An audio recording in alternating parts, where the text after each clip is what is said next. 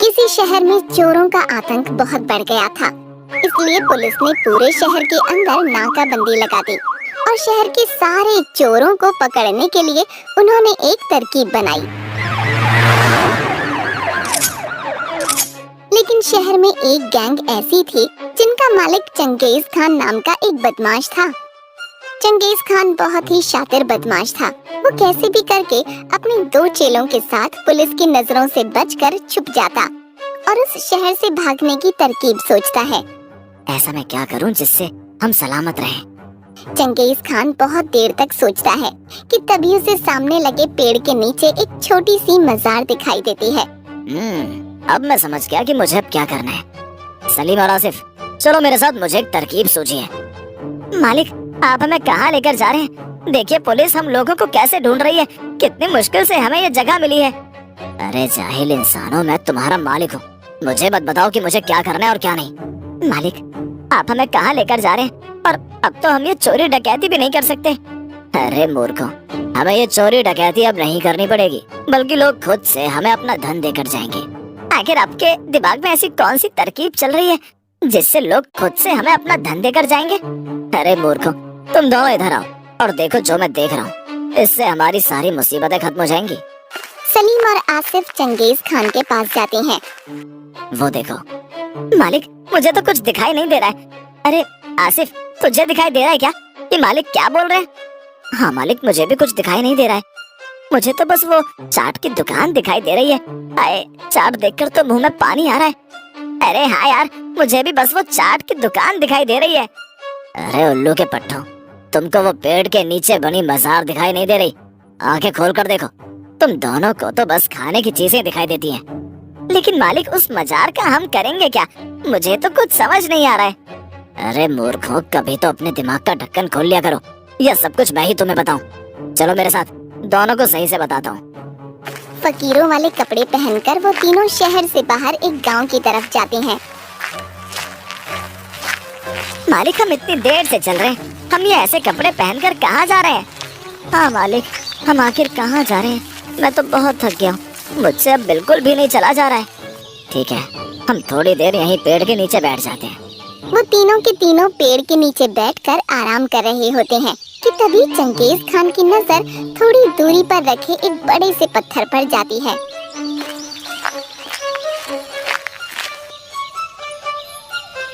अरे अरे, ये इतना बड़ा पत्थर। ऐसे की ही तलाश में तो हम घूम रहे थे। आखिर ये मुझे मिली क्या? सलीम और आसिफ, देखो इधर आओ। क्या हुआ मालिक? अरे ये देखो, कितना बड़ा पत्थर है जिसको मैं इतनी देर से ढूंढ रहा था। वो आखिर मुझे मिल ही गया। मालिक, इतने बड़े पत्थर का हम आखिर करेंगे क्या? हाँ मालिक, सलीम सही कह रहा है। आखिर हम इतने बड़े पत्थर का करेंगे क्या?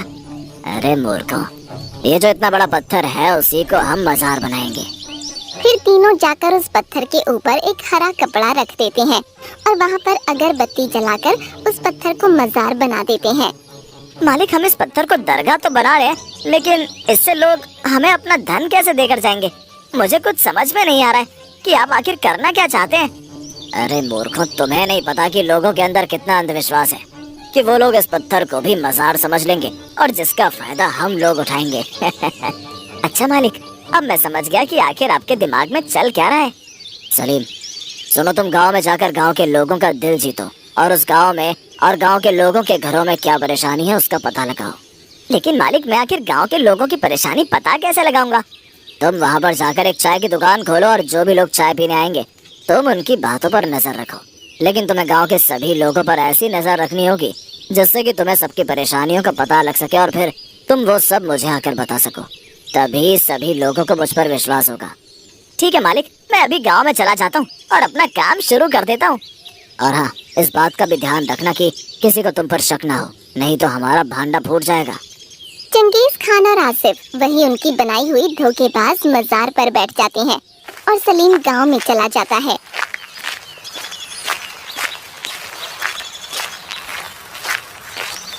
सलीम जब गांव में जाता है तभी गांव का एक आदमी उसे देखकर बोलता है, अरे ये कौन है जो सीधा हमारे गांव में घुस आ रहा है? इसे तो मैंने पहले कभी नहीं देखा।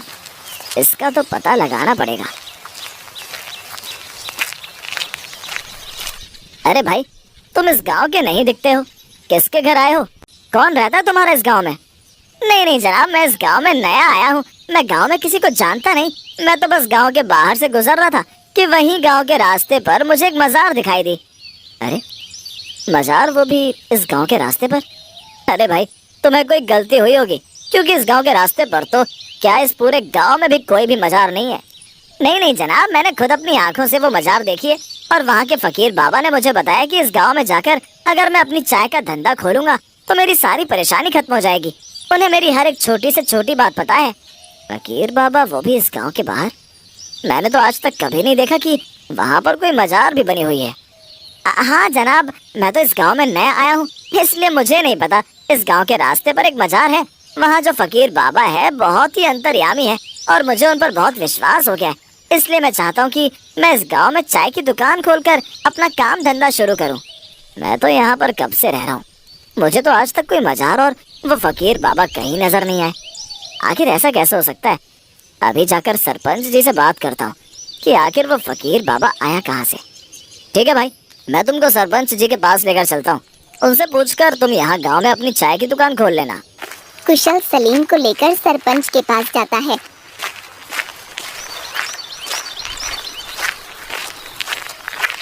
और सरपंच को सारी बात बता देता है। अच्छा, तुम यहाँ पर अपनी चाय की दुकान खोलना चाहते हो? ठीक है, तुम यहाँ अपना काम धंधा खोल सकते हो, लेकिन एक बात का ध्यान रखना कि इस गांव के लोगों के साथ कोई बेईमानी मत करना। नहीं नहीं जनाब, मैं यहाँ गांव में किसी के साथ कोई बेईमानी नहीं करूँगा। मैं तो बस यहाँ पर एक चाय की दुकान खोलकर अपना काम धंधा शुरू करना चाहता हूँ बस। ठीक है, तुम कल से ही अपना काम शुरू कर लेना। ठीक है जनाब, मैं कल ही चाय की दुकान खोल लूंगा। सलीम वहाँ से चला जाता है। उसके जाने के बाद कुशल सरपंच को उस फकीर बाबा के बारे में बताता है। ये कौन फकीर बाबा है जिनको आज तक हम लोगों ने नहीं देखा, और वो भी गांव के रास्ते में? वहाँ तो आज तक कभी कोई मजार नहीं थी। सरपंच और कुशल के मन में फकीर बाबा की बात खटकती रही।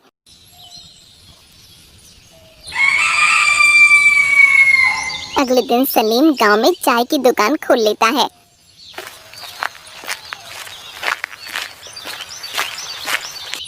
अरे भाई, तुम गांव में नए लगते हो। जी जनाब, मैं इस गांव में नया हूँ।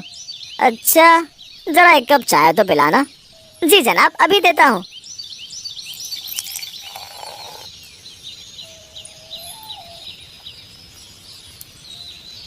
सलीम की चाय की चर्चा पूरे गांव में होने लगी। गांव के सभी लोग उसकी दुकान पर चाय पीने आने लगे। धीरे धीरे करके उसकी चाय की दुकान पर लोगों की बहुत भीड़ होने लगी।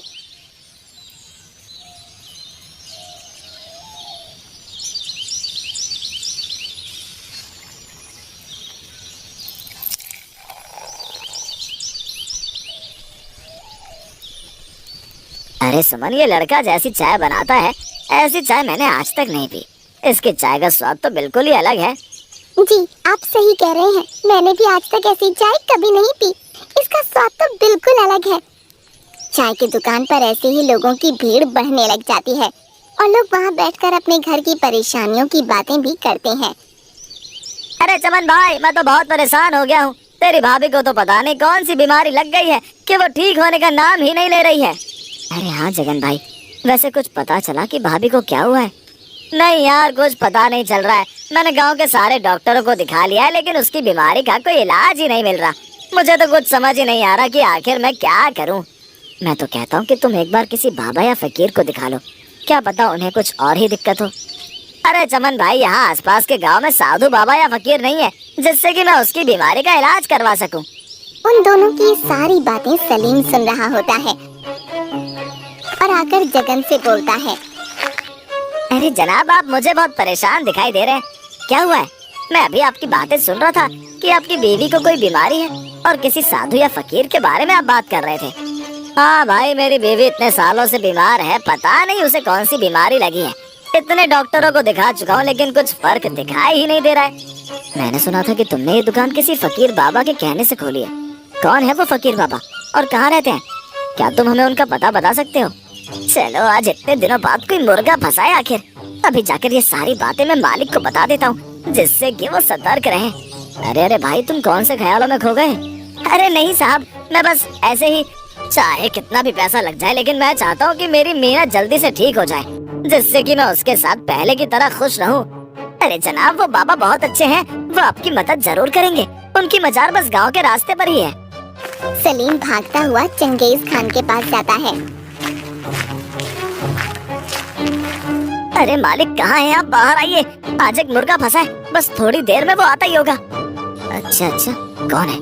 तूने उसकी पूरी खैर खबर निकाल ली ना? हाँ मालिक, मुझे उसकी सारी परेशानी पता है। सलीम चंगेज खान को जगन के बारे में सब बता देता है। थोड़ी देर बाद जगन चमन के साथ मजार पर आता है। मालिक, ये वही है जिसके बारे में मैंने आपको बताया था। जगन और चमन को आता देख सलीम मजार के पीछे जाकर छुप जाता है। फकीर बाबा, कृपया करके मेरी मदद कीजिए। अरे बेटा, तू परेशान मत हो, मैं तेरी सारी परेशानी खत्म कर दूंगा। बाबा, आपको नहीं पता कि ये बहुत परेशान है। बेटा, मुझसे कुछ नहीं छिपा, मुझे सब पता है, तू परेशान मत हो, तेरी बीवी जल्दी ठीक हो जाएगी। चंगेज खान की बात सुनकर जगन और चमन हैरान हो जाते हैं कि जगन की बीवी के बारे में फकीर बाबा को कैसे पता। बाबा, आपको मेरी परेशानी के बारे में कैसे पता? मैंने तो आपको अभी तक अपने बारे में कुछ भी नहीं बताया, फिर आपको कैसे पता कि मेरी बीवी की तबीयत खराब है? बेटा, मुझे सब पता है, मुझे सबकी खबर रहती है, तुम परेशान मत हो, तुम्हारी बीवी जल्दी ठीक हो जाएगी। चंगेज खान ने अपना झोला खोला और उसमें से एक पुड़िया निकाली। ये लो बेटा, ये पुड़िया, इसमें भभूत है, इसे तुम दोनों रात के खाने में मिला लेना और खाकर सो जाना, जल्द ही तुम्हारी सारी परेशानियां खत्म हो जाएंगी।